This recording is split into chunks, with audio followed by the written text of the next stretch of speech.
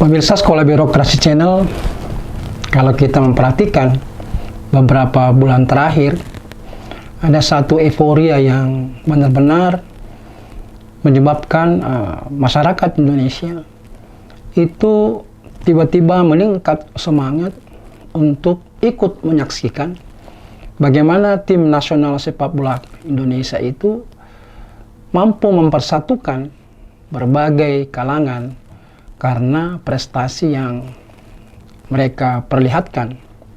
Sehingga jikapun ada pihak-pihak tertentu yang senantiasa mungkin tidak sependapat dengan cara-cara yang dilakukan oleh Ketua Umum PSSI, maka yang menjadi penentangnya adalah masyarakat luas yang konon kabarnya pencinta bola di Indonesia itu dari total penduduknya sebanyak 62% lebih adalah pencinta bola.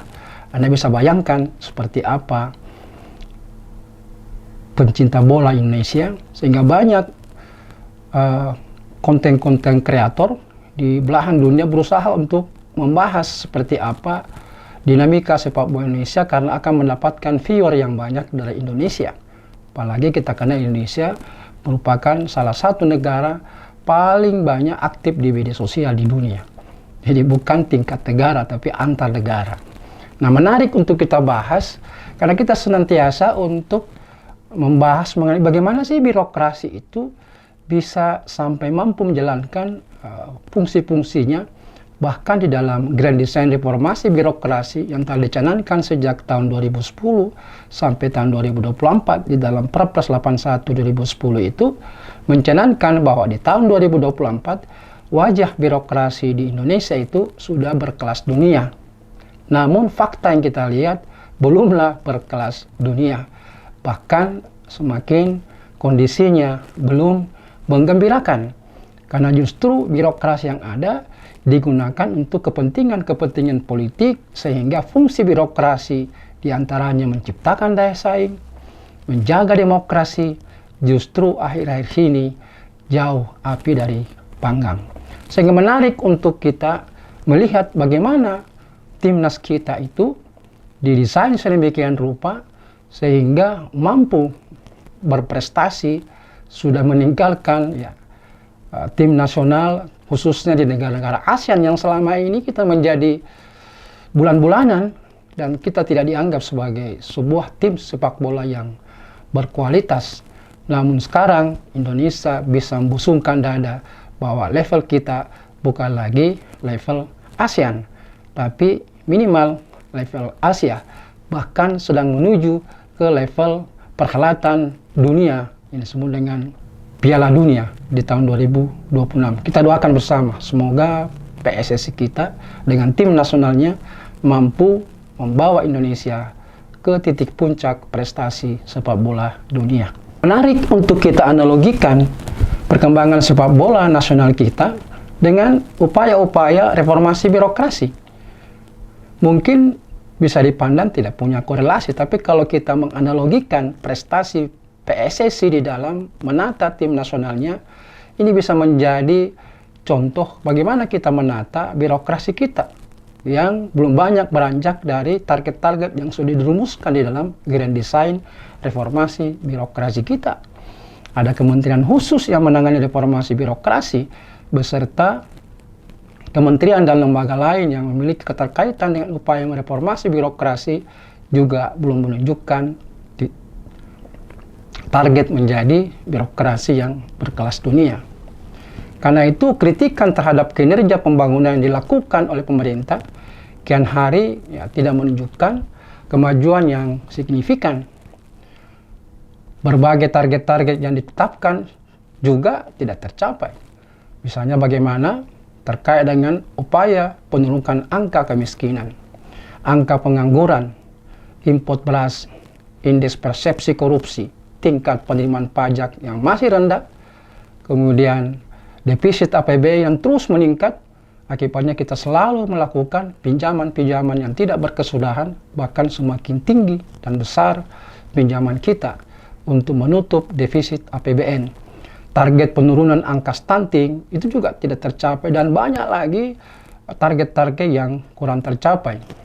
Karena itu akan bagus kalau kita mencoba untuk belajar dari timnas sepak bola kita dalam beberapa tahun belakangan ini, bagaimana dari level yang terendah yang dipandang enteng sebelah mata oleh negara-negara tetangga, sekarang malah mereka tertinggal jauh. Menarik kalau kita menelisik kembali proses perjalanan pembentukan tim nasional yang membanggakan bangsa Indonesia. Misalnya kita bisa lihat bagaimana pengangkatan seorang ketua umum PSSI.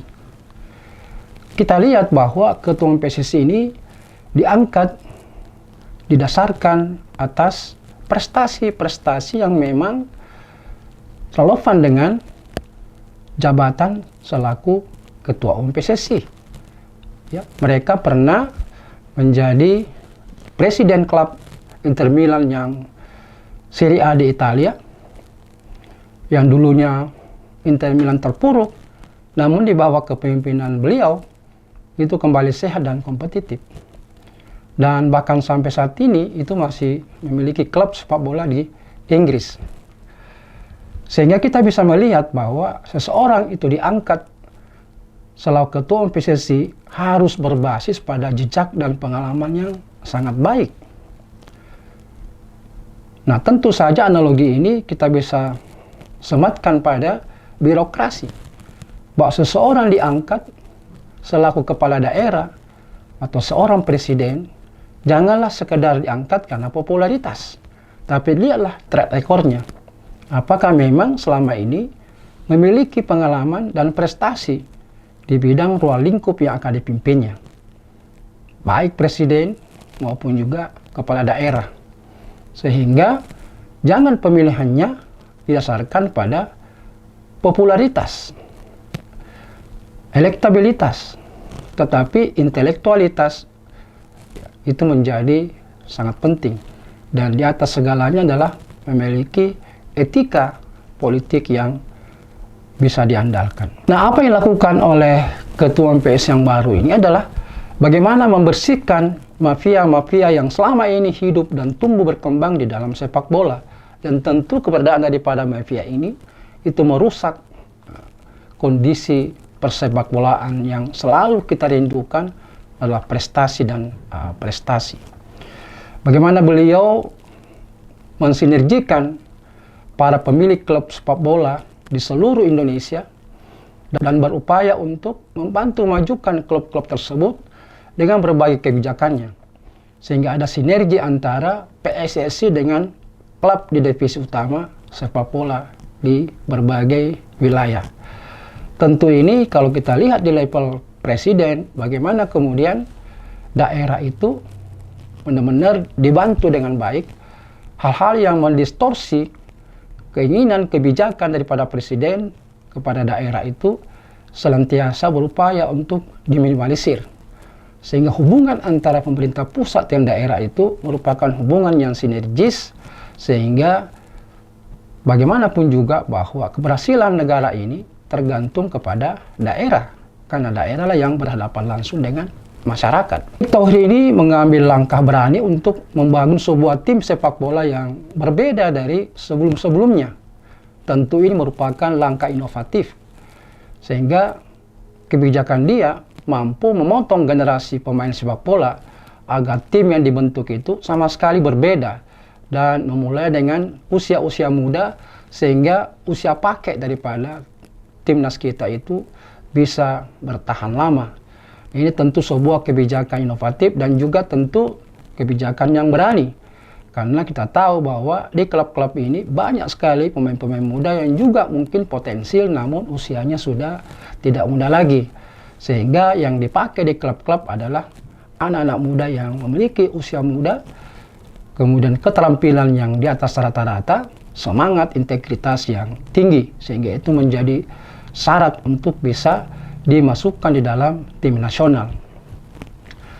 Kemudian membangun pengkaderan generasi pemain, kita bisa lihat ya, dengan berbagai kompetisi dari mulai usia 15, 17, 19, 20, 23 dan bahkan senior, sehingga ada kontinuitas pemain yang berpotensi masuk ke dalam tim nasional atau tim senioritas, Sehingga para pemain yang dipilih bukan karena KKN.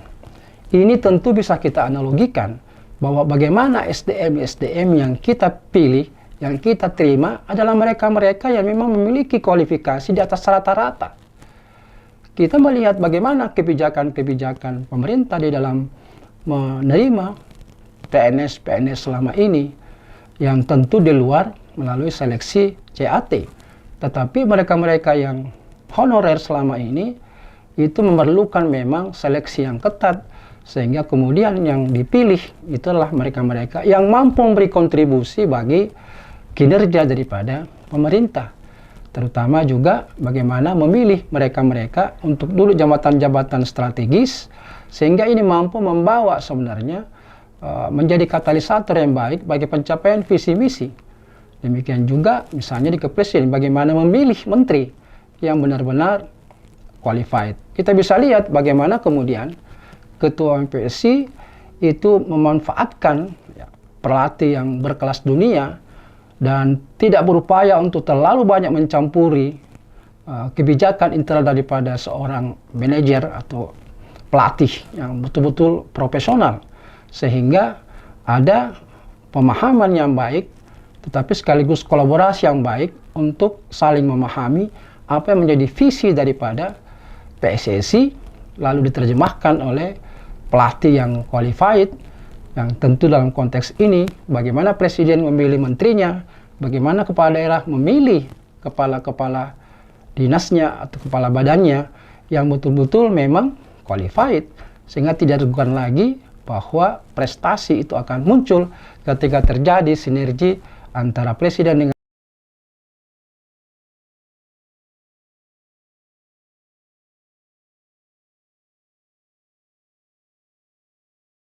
juga. PSSI berupaya untuk melibatkan masyarakat sepak bola untuk memberi masukan kepada kemajuan daripada sepak bola. Tentu di sekeliling PSSI ada juga disebut dengan komite eksekutif. Ya.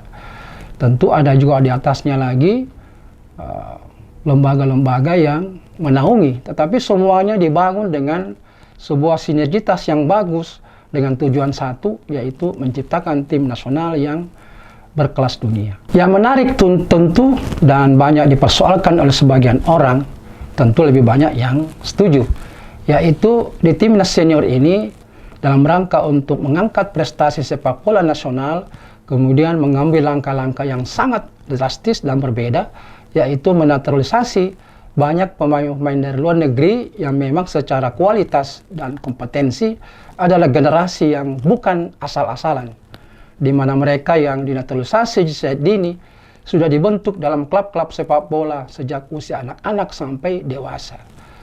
Nah, ini mengambil anggota timnas yang hanya berkualitas dan profesional. Tentu syaratnya adalah yang memiliki hubungan darah baik dari orang tua maupun kakek maupun neneknya. Sehingga ini bisa kita analogikan di dalam birokrasi bahwa mengangkat seorang pejabat tidaklah sekedar kedekatan-kedekatan yang bersifat spoil system atau paternalistis, tetapi semata-mata karena didasarkan pada jejak rekam daripada mereka yang memang benar-benar menguasai dengan baik apa yang menjadi tugas dan tanggung jawabnya ketika dipilih, atau melalui jejak-jejak prestasi mereka di antara para fungsional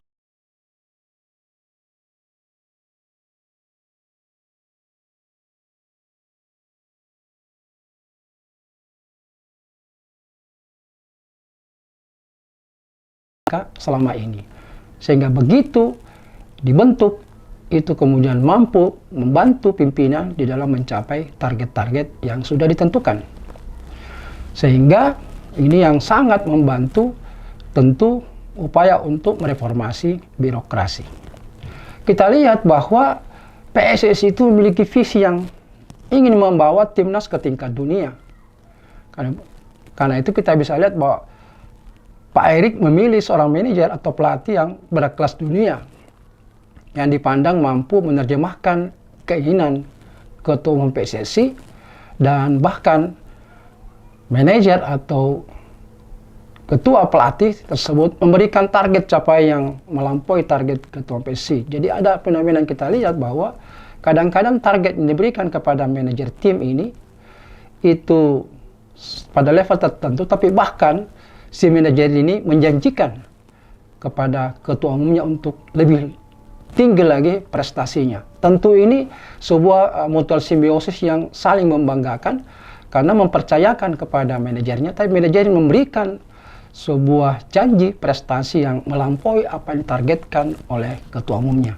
Ini kalau terjadi di dalam birokrasi alangkah indahnya, karena pasti kepala daerah atau presiden akan senantiasa mendapatkan bantuan yang tinggi dan prestasi yang tinggi seperti yang bahkan ditentukan oleh presiden atau kepala daerahnya. Karena itu kita lihat bagaimana peran daripada manajer yang mampu meramu para pemain sesuai standar dia agar mampu menjadi tim yang kuat dan disegani oleh lawan-lawannya. Kita bisa lihat beberapa waktu belakangan ini pertemuan dengan negara-negara kuat, tidak ada satupun negara yang mampu membaca bagaimana strategi daripada manajer tim atau pelatih timnas nasional ini. Kenapa? Karena dia ahli, sehingga dia bisa memanfaatkan sumber daya yang dia miliki untuk bisa meramu sebuah tim yang sesuai untuk memenangkan pertandingan dengan negara-negara yang berbeda. Kalau ini diterapkan dalam pemerintahan, alangkah baiknya. Karena seorang kepala daerah memiliki misalnya kepala-kepala perangkat daerah atau presiden memiliki menteri yang mampu meramu sumber daya yang dia miliki sehingga target-target yang ditentukan oleh presiden atau kepala daerah itu bisa dicapai dengan baik karena memiliki pengalaman dan prestasi selama ini sebelum ditunjuk menjadi menteri atau kepala-kepala perangkat daerah. Sehingga hasilnya kita bisa lihat bahwa timnas level sepak bolanya itu meninggalkan jauh dari rival-rivalnya di ASEAN yang dulu tidak pernah menang, sehingga ya ranking FIFA-nya kita sekarang ini melesat jauh dibandingkan negara-negara ASEAN.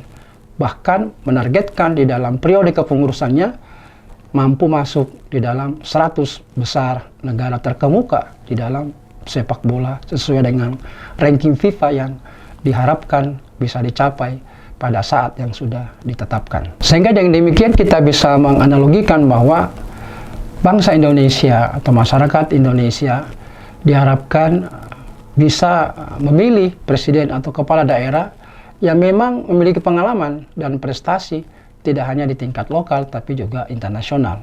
Berkaca dari bagaimana tim nasional kita saat ini sangat membanggakan. Pimpinan dicalonkan itu jelas harus memiliki visi dan misi yang jelas yang disertai dengan komitmen dan integritas pribadi untuk memajukan daerahnya. Dalam arti untuk kepentingan dirinya telah selesai. Jangan memberikan toleransi bagi pihak-pihak yang akan merusak birokrasi. Adanya intervensi politik, mafia birokrasi, karena tim yang sukses itu tidak mungkin diisi oleh orang yang tidak kompeten. Gangguan pasti ada ketika melakukan perbaikan birokrasi, namun yakin lebih banyak yang mendukung Anda jika Anda mampu melakukan berbagai inovasi, terobosan-terobosan baru. Yang terpenting bahwa kinerja Anda membanggakan bagi masyarakat yang Anda layani. Karena itu pilihlah seorang di level bawah, di bawah presiden tentu menteri, dan perangkat daerah di level pemerintah daerah, yang memang benar-benar memiliki kualifikasi di atas rata-rata yang akan membantu presiden maupun kepala daerah. Presiden atau kepala daerah harus memiliki visi dan misi target yang dapat dicapai, walaupun itu memerlukan waktu. Tapi percaya dengan menteri dan perangkat daerah yang Anda telah percaya untuk dipimpin oleh bawahan Anda, itu akan dicapai, bahkan tidak usah menunggu di akhir waktu. Mengangkat dan memilih pegawai hanyalah mereka-mereka yang memang memiliki standar kelas dunia. Karena ini menjadikan birokrasi yang berkelas dunia seperti yang dicanangkan dalam Perpres 81 2010. Dan ke depan, dalam kaitan dengan bagaimana tahapan pembangunan kita ke depan di 2025 sampai 2045, tentu tetap menghendaki bahwa level daripada birokrasi kita adalah birokrasi berkelas dunia. Jika ingin menjawab tantangan bahwa penilaian lembaga-lembaga internasional bahwa di tahun 2045 Indonesia akan menjadi ekonomi dengan tingkat ekonomi terbesar keempat di dunia. Karena itu, patokan untuk menjadikan birokrasi kita yang berkelas dunia itu bisa dicapai dengan pertimbangan-pertimbangan seperti yang dilakukan dalam pembentukan tim nasional kita yang sudah berkelas dunia. Penunjukan pejabat yang akan menduduki jabatan dan tugas adalah mereka yang berjuang dengan bukti prestasi dan kualitas diri yang mumpuni. Menteri dan kepala dinas yang ditunjuk bukanlah karena nepotisme, bukan karena spoil system, tapi betul-betul pada profesionalisme. Para menteri atau kepala perangkat daerah harus mampu membangun komposisi pegawai yang tepat sehingga semua target bisa dicapai. Membangun mentalitas juara atau kinerja, berkomitmen dan berintegritas merupakan syarat mutlak yang harus dimiliki oleh para pembantu presiden dan kepala daerah. Posisi jabatan yang dipegang tidaklah tetap, namun dipersaingkan oleh pegawai lain.